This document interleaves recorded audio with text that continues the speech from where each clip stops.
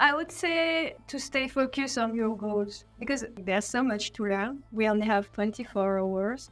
And so I had to make my goals clear at each step of my journey. And like even today, I regularly pause to make sure that my goals are clear and that the steps I plan to go and to do to achieve them are also very clear, just to make sure that everything aligns.